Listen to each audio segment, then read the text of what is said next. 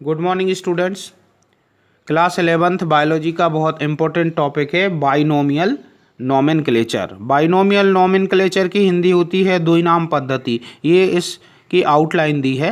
ये आउटलाइन के थ्रू आप जल्दी से इसके पॉइंट्स समझ लेंगे और उसके बाद में इसका जो नोट्स का डिटेल्ड पीडीएफ है मैं आपको सेपरेटली सेंड करूँगा। तो पहले हम इस साइंटिफिक नेम समझते हैं। किसी भी ऑर्गेनिज्म के वैज्ञानिक नाम हम किस तरह से लिखते हैं। जैसे भारतीय मेढक का वैज्ञानिक नाम होता है राना टिग्रीना।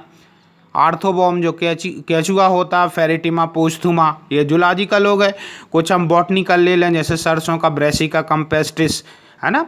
और पीली कटेरी आपने देखा जनरली लगती, उसका नाम क्या होता है आर्जीमोन मैक्सिकाना।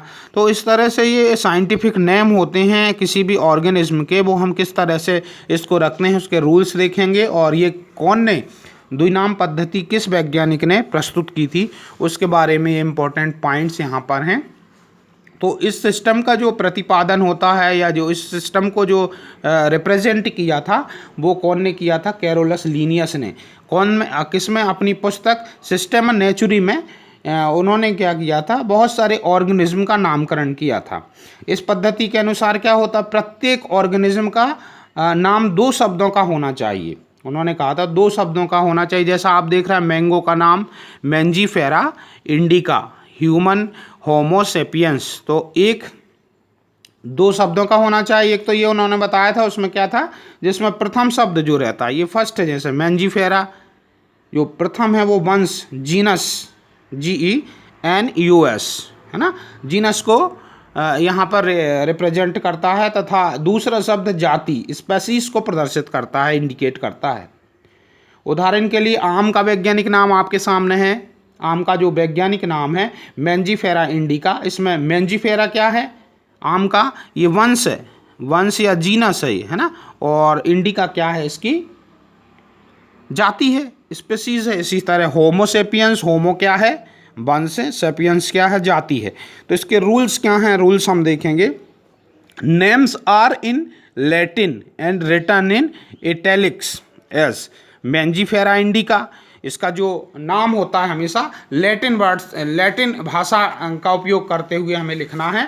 तो इसके जो जनरल सामान्य रूप से इसके जो रूल्स हैं कि इन्होंने क्या बताया था कि प्रत्येक जो जीवधारी होता है, ऑर्गेनिज्म होता है, उसके 2 जो नाम होते हैं 2 शब्दों से बने होना चाहिए, है ना, जिसमें प्रथम शब्द वंश का तथा दूसरा जाति का होता है।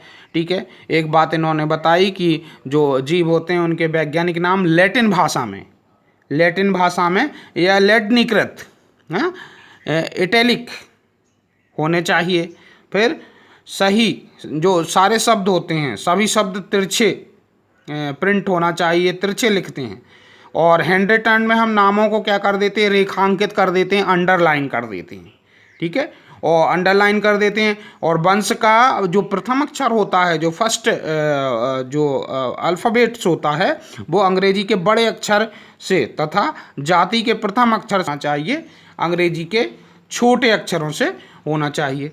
फिर क्या इसमें उन्होंने बताया था, और उन्होंने बताया कि किसी भी जीवधारी का केवल एक ही वैज्ञानिक नाम होना चाहिए। ठीक है, सर्वप्रथम जो है जो इसका जो प्रकाशित नाम को ही जीव का उचित नाम माना जाना चाहिए। ये भी इसमें एक रूल्स है, इसे परिवर्तन नहीं किया जा सकता।